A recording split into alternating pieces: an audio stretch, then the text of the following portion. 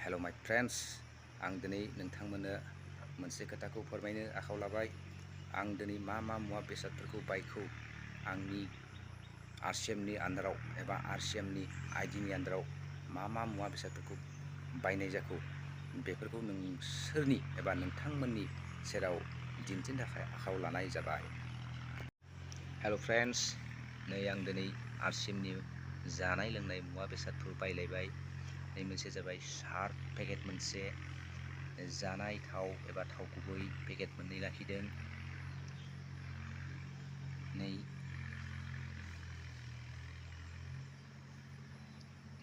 जाबाय संख्रै पेकेट मोननै, सल्ट जायखौ होनना बुङो। इनसेन्टिस्टिक्स धुप, बे मोदोमनाय धुप बेखौबो लाखियो आङो।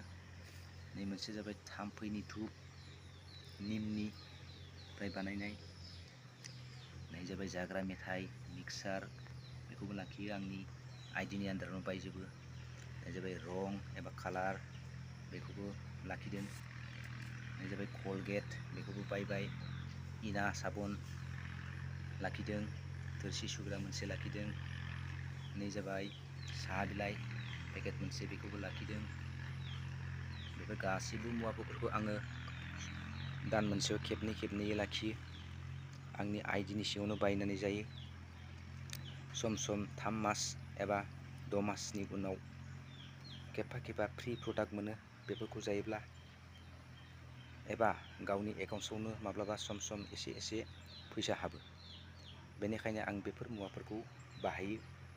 बाहायनानै जोबोर मोजां मोनदों, जेबो उसुबिदा मोनाखै जानानै। नै थावफोरखौ, संख्रियाबो जोबोद मोजां, सार्फआबो मोजां, साहा बिलाइबो जोबोद मोजां, एसेयावनो नाङो। साबोनफोराबो मोजां, रङाबो एसेयावनो नाङो। नै धुपफोराबो जोबोद मोजां। लोगोफोर, सोरबाफोर हाबोब्ला आरसिएमआव आंखौ फोरमायहर एबा जनायहर। आंनि नाम्बारखौ आङो बुंनो हानाय जाबाय। आंनि फन नाम्बार जाबाय 9678305512। खेबसेबाव 9678305512।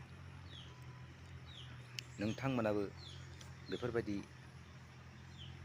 आरसिएमआव हाबोब्ला आंबादि मुवा बेसादफोरखौ गावनि आइडिनि सिङावनो बायनानै जानो हागोन आरो सम फ्रि प्रडाक्ट मोनगोन।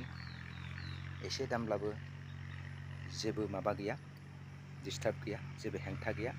जानानै नोंसोरो एबा नोंथांमोना जोबोद मोजां मोनगोन आरो बेखौ। खुलुमबाय, गोजोन्थों।